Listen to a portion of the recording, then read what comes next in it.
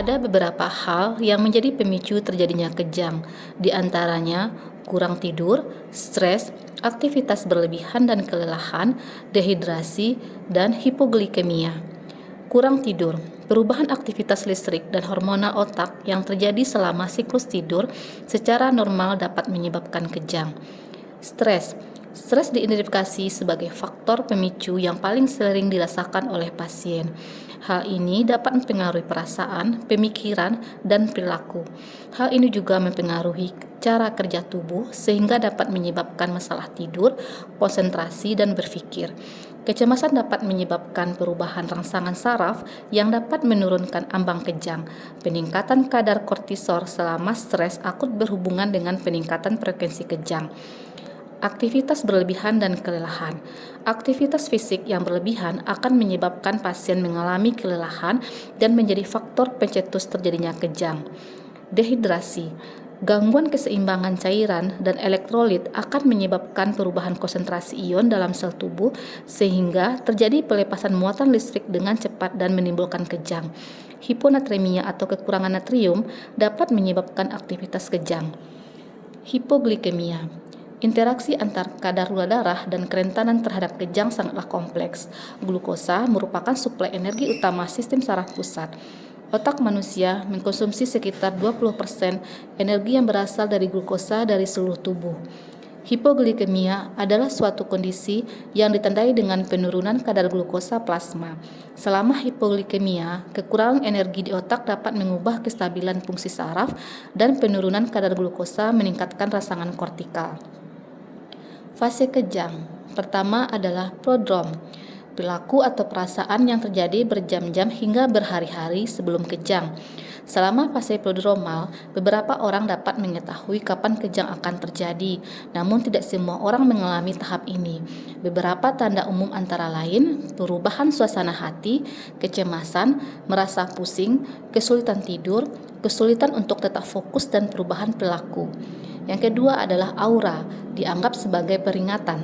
Fase aura terjadi beberapa detik atau beberapa menit sebelum bangkitan, dengan gejala antara lain merasakan bahwa sesuatu telah terjadi sebelumnya padahal sebenarnya belum terjadi, atau déjà vu, mengalami perasaan melihat sesuatu yang diketahui dengan baik untuk pertama kalinya atau jamais vu, mencium bau atau mendengar suara atau rasa yang aneh, merasa pusing, gangguan penglihatan, mati rasa atau kesemutan di beberapa bagian tubuh, mual, sakit kepala, panik, dan perasaan takut yang hebat. Ketiga adalah iktal, peristiwa kejang. Fase tengah atau iktal merupakan waktu dari gejala pertama hingga akhir bangkitan kejang dengan aktivitas listrik yang intens di otak.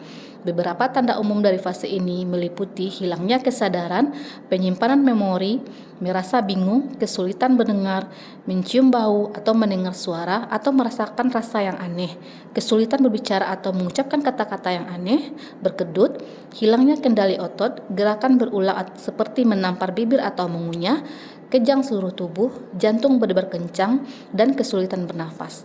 Pada fase ini, perlunya peran saksi mata terhadap apa yang dialami oleh pasien, dan beberapa yang perlu dicatat antara lain jenis kejang, lamanya kejang, frekuensi kejang, dan kapan terjadinya kejang. Yang keempat adalah fase akhir atau post-iktal. Fase ini merupakan fase pemulihan dan selama fase ini efek fisik setelah kejang akan dirasakan. Beberapa tanda umum dari fase ini antara lain kebingungan, kurangnya kesadaran, kelelahan, sakit kepala, hilangnya kontrol kandung kemih atau usus, ketakutan dan kecemasan, frustasi, malu, haus, mual, nyeri otot, kelemahan pada beberapa bagian tubuh, dan mengalami cedera. Setelah kejang selesai, beberapa orang mungkin pernah ingat mengalaminya, mengingat sebagian, atau tidak mengingat sama sekali. Fase ini biasanya tidak ada, singkat, atau mungkin berlangsung beberapa jam bahkan berhari-hari. Respon kejang. Pertolongan pertama jika terjadi kejang. Pertama, baringkan tubuh pasien di tempat yang aman sambil memanggil bantuan. 2. Singkirkan benda berbahaya di sekitar pasien untuk mencegah terjadinya cedera selama kejang. 3. Miringkan tubuh pasien ke satu sisi dan letakkan bantal atau benda empuk lainnya di area kepala untuk mencegah terjadinya tersedak. 4. Longgarkan pakaian pasien jika terlalu ketat, terutama di area leher. 5. Jangan memasukkan benda apapun seperti sendok, kain, handuk ke dalam mulut pasien.